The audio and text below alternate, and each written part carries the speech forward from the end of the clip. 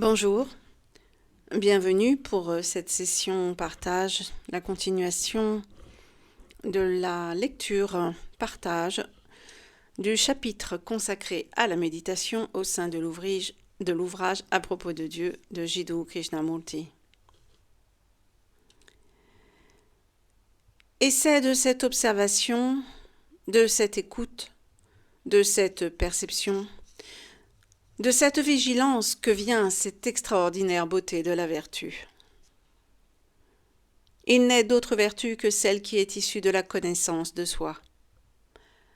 Alors cette vertu, loin d'être une chose morte que vous cultivez, est vigoureuse, active, vitale. Et c'est elle qui doit être la base fondamentale. Le fondement de la méditation est l'observation, la lucidité et la vertu, au sens où nous l'entendons, pas au sens où l'on fait de la vertu une chose à cultiver jour après jour, ce qui n'est qu'une forme de résistance. Nous voyons alors, à partir de là, tout ce qu'impliquent les prétendues prières ou les mantras que l'on répète assis dans un coin, en s'efforçant de fixer son esprit sur un objet particulier ou sur un mot ou un symbole, toutes choses qui sont une méditation délibérée. Soyez attentifs, je vous en prie. Le fait d'adopter délibérément une certaine posture ou de faire certaines choses de façon délibérée, consciente, en vue de méditer, sous-entend simplement que vous jouez sur le terrain de vos désirs et de votre conditionnement. Par conséquent, ce n'est pas de la méditation. On constate, à l'observation, que toutes sortes de visions apparaissent à ceux qui méditent. Ils voient Krishna, le Christ, Bouddha, et ils croient tenir là quelque chose. Prenons un chrétien qui a une vision du Christ. Le phénomène est très simple, très clair. Il s'agit de la projection de son conditionnement, de ses peurs, de ses espoirs, de son désir de sécurité. Le chrétien voit le Christ tout comme vous verriez Rama ou votre Dieu favori, quel qu'il soit. Ces visions n'ont rien de remarquable. Elles sont le produit de votre inconscient qui a été ainsi conditionné, ainsi façonné dans la crainte. Lorsque vous êtes relativement calme, il affleure à la surface avec ses images, ses symboles, ses idées. Les visions, les transes, les images et les idées n'ont donc absolument aucune valeur. À l'image de celui qui répète sans arrêt un mantra ou une phrase quelconque ou un nom. La répétition continue d'un nom a évidemment pour effet d'abrutir l'esprit, de le rendre stupide.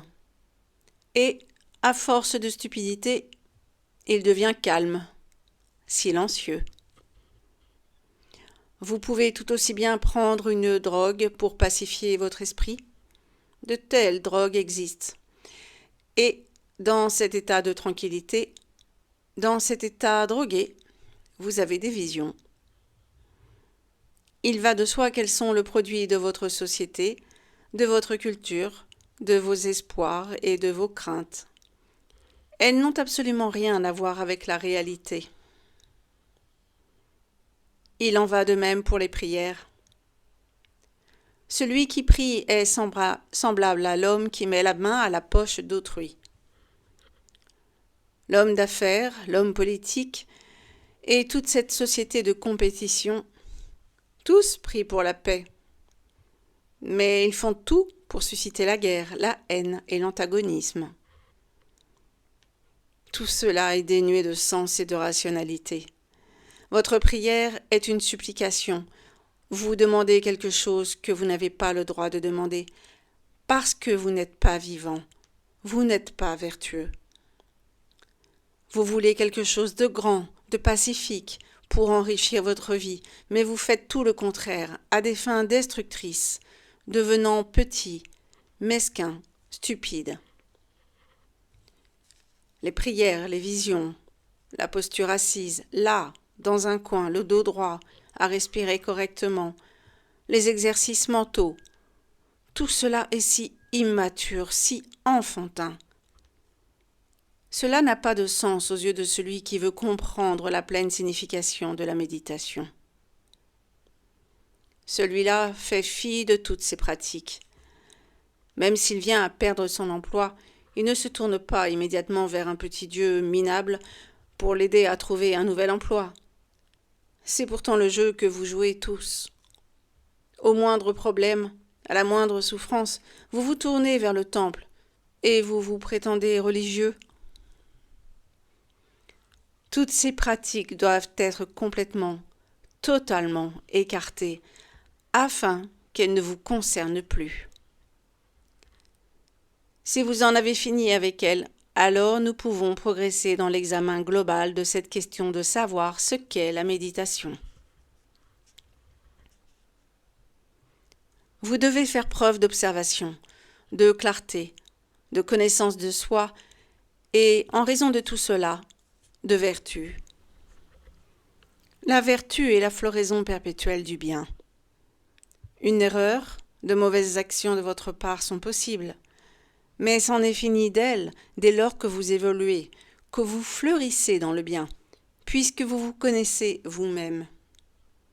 Solidement ancré sur ces bases, vous pouvez désormais renoncer aux prières, aux mots marmonnés à voix basse, aux postures imposées.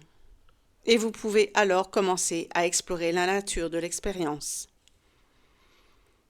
Il est essentiel de comprendre ce qu'est l'expérience, car nous en avons tous soif.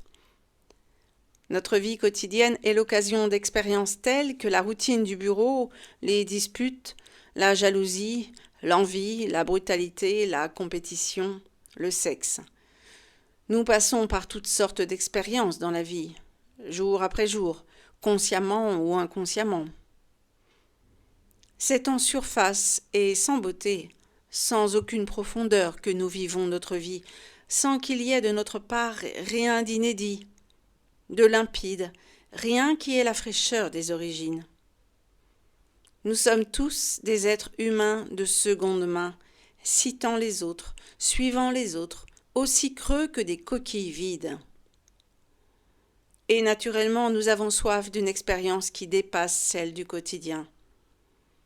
Nous cherchons donc cette expérience à travers la méditation, ou en prenant une des dernières drogues en vogue, dont le LSD 25 fait partie.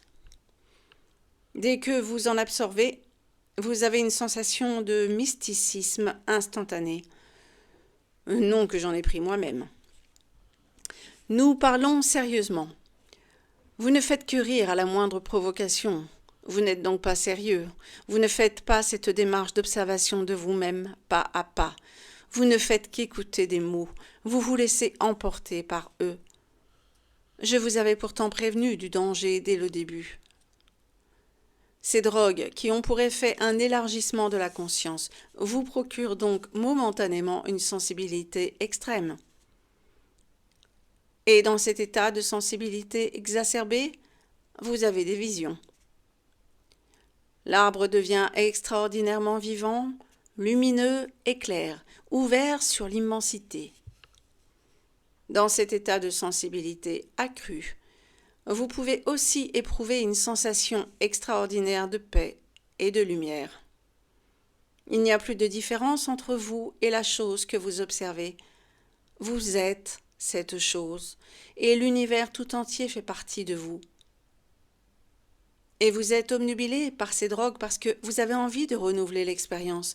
Vous voulez qu'elle soit encore plus vaste, plus profonde, avec l'espoir que cette expérience donnera sens à votre vie. C'est ainsi que vous devenez dépendant. Et pourtant, quand vous vivez ces expériences, vous ne sortez pas du périmètre de la pensée, du cadre du connu.